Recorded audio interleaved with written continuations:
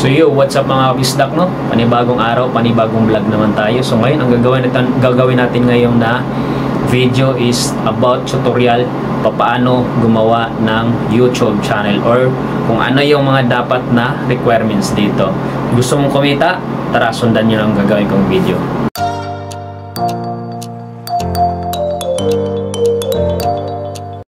So what's up mga kabisdak, no? So yun na, tuturo ako step by step kung paano mag-start dito sa YouTube or paano kumita, okay? So ano ba yung mga dapat gagawin at ano ba yung dapat na kailangan natin dito? So una mga kabisdak, kahit sabihin natin wala kang laptop, wala kang desktop, pwede cellphone. Pwede ka mag-start ng cellphone. So una gagawin, may cellphone ka, bumili ka or gusto mo na, kung kaya mo nang bumili ng tripod na parang may sabitan ka na sa cellphone mo, pwede ka na rin kung bumili ng mga tawag nito wireless na mic para mas malinaw. Okay, so ngayon ang ituturo ko sa inyo is paano gawin or ano yung mga requirements para makapag-start tayo maging monetize or mag-earn kay YouTube channel. Okay, so unang gagawin yun na, sabi ko kanina, may cellphone. So after nun guys, no, dapat aralin natin paano mag-edit. Mabilis lang, ako nag-aral ko paano mag-edit isang araw lang. Okay, so dapat may oras tayo dito. So ano pa, dapat maging consistent, tuloy-tuloy po tayo kapag nag-start natin kay YouTube, kasi sayang naman kapag nag-start ka lang, nainganyo ka lang sa mga kakilala na kumita, tapos bigla kang nag-stop. Huwag kang mainip dito, dapat maging ano ka lang, patience ka lang. Okay, so ano, next, so dapat meron ka ng Gmail. So yung Gmail, nandun na yun sa Google, tama? So mag-download ka na rin ng YouTube Studio. So kasi doon mo ano yung channel mo, doon mo ma-monitor. Okay, so kung ano ba yung mga requirements na YouTube bago ka ma-monetize. So mamaya sasabihin ko yun sa inyo guys, no?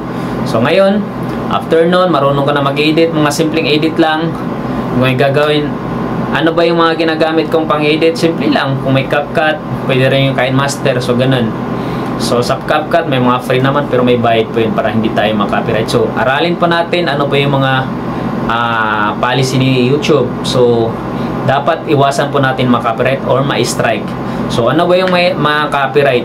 For example, pag nag-video ka na merong ma-record na may sounds, okay, so CPR po yan. So bawal po yan sa kanya. Ingatan po natin yung channel natin hanggat hindi pa tayo na-monetize. Kasi pag once na may strike ka, hanggang 3 beses lang yung pinaghirapan mo, mawawala yun.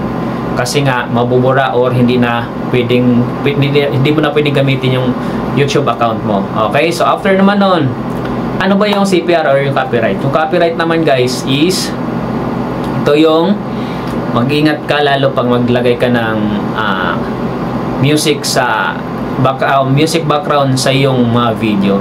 So may gagawin din akong tutorial kung ano yung dapat na paano siya i-download yung mga free na memes or free background na music na no CPR. Okay, so ngayon yun po yung dapat nating aralin. So ano bang after nun?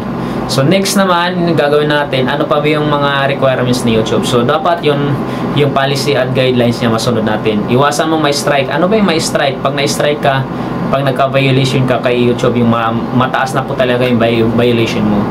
So dapat yun ang iwasan natin. So next naman guys, so ano ba yung ginagawa sa YouTube para mabilis kang ma-monetize or ano? Okay, so ang requirements lang naman kay YouTube is kailangan mo at least 1,000 subscriber guys. Okay, tapos dalawang option, 1,000 subscriber, kailangan yun po talaga tapos after nun, itong dalawang option ang ka-partner doon sa 1,000 subscriber. So dapat meron kang 4,000 watch hour doon sa videos mo. Kung may mag-trending na long form videos mo, sabihin natin, kasi ako na monetize dahil meron akong mahabang video na nag-trending. Umabot siya ng 100,000 views. So doon ako na monetize guys. Pero yun nga, swertihan lang yun, swerte lang nangyari. 8 months po ako bago ako na monetize. Okay, so yung pangalawa is yung short videos. Sa short videos, mabilis lang ma-monetize or mabilis kang mag-trending. Kasi marami pong mga mabilis lang nag-trending doon na dahil sa short videos. Kasi ang short video naman guys, no? Madali lang siya. Para ka lang nagre-reels. Okay? So, at least doon, sa loob ng 28 days, meron kang 10 million views. Yun po yung pinaka doon option kay YT. So 1,000 subscriber tapos short na 10,000 views. Or kaya ang i-partner mo sa 1,000 subscribers mo is yung 4,000 hours watching your video. Okay, so yun po yun. After nun, pag na-monetize ka na guys, so ngayon pag na-monetize ka na, pwede ka na mag-earn. Yes, pwede ka na mag-earn. Mag-message si YouTube sa'yo, may fill-upan ka doon, magsa-sign up ka, ilagay mo yung bank account mo. Basta marami doon, lahat, pangalan mo, ganyan, address, kailangan katugma doon sa ID, sa valid ID mo. Okay, so after yan guys, huwag kang tumigil kasi after mo ma-monetize, hindi pa tapos ang laban guys, dahil grabe, ang daming pang pagdadaanan. Hindi pa tapos kasi dahil na-monetize, sabihin na natin na-monetize kasi isang video, hindi pa tapos ang laban doon dahil marami ang nangyari dito. Mga kasabayan ko noon, after ma-monetize na hindi pa pala, after noon akala nila kikita na sila ng malaki or pwede na mag-trending lagi yung video niya. Hindi, ang ano dito is dapat magiging consistent. Dapat huwag kang mainip. Isipin mo lang siya guys, kung isipin yung income, isipin mo mag-enjoy ka lang dito. Lahat ng gagawin mong video, mag-enjoy ka lang.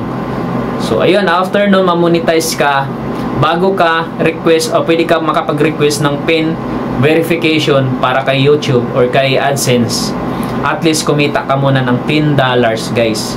After mo ma-reach yung $10, so mag-message ngayon si AdSense sa'yo na pwede ka na mag-sign up or fill-upan mo yung papil-upan niya para ma-receive mo yung verification PIN.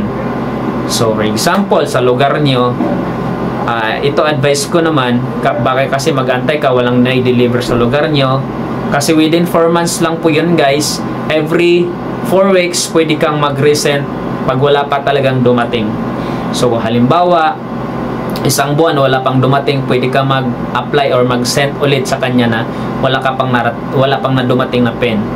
After 1 month guys, tapos wala pa rin 2 months, wala pa rin 3 months, na kailang resend ka na, puntahan mo na sa postal na malapit kung saan mo in-address yung AdSense PIN mo. Okay, so after nun, pag nakakuha mo, possible nandun mo yun sa post office nyo mismo, doon nyo po pupuntahan yun. So after nun, pag nakuha, pumunta na kayo doon. Kaya sinabi ko kanina, mag-download po kayo, kasi doon yung monitor, mag-download po kayo ng YouTube Studio. So doon yung makikita, may nakalagay doon. Kasi after nun, kailangan nyo ma-verify. Kasi guys, within 4 months lang po yan.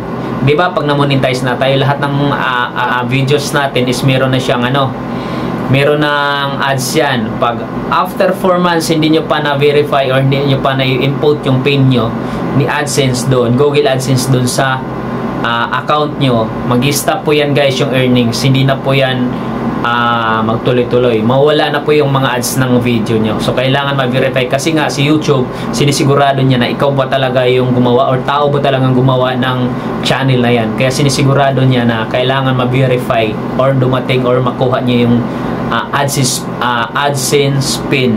Okay?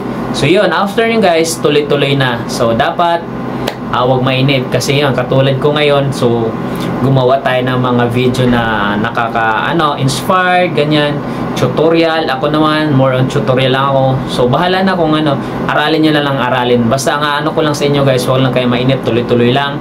Maliit man ang income, lahat ng milyon nag-umpisa sa 0 or sabihin natin sa maliit. Sa totoo lang guys, dito kay YouTube, malaki ang income basta magtuloy-tuloy ka lang. Nakadepende yan sa sipag at sa tiyaga mo. Paano gumawa ng video, paano mag-edit, paano paggandahin yung video. Okay, kung mas magaling ka sa akin, mas advantage. Kasi yun nga, pag gumawa ka ng ito kasing YouTube channel guys, no, is wala siyang determination.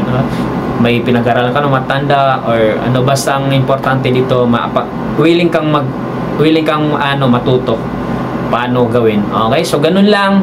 Naway may natutunan. So huwag kalimutan subscribe guys yung aking YouTube channel, kasi marami pa akong ituturo sa inyo na mga video na makakatulong sa mga bagong gumawa ng YouTube channel. So yun lang.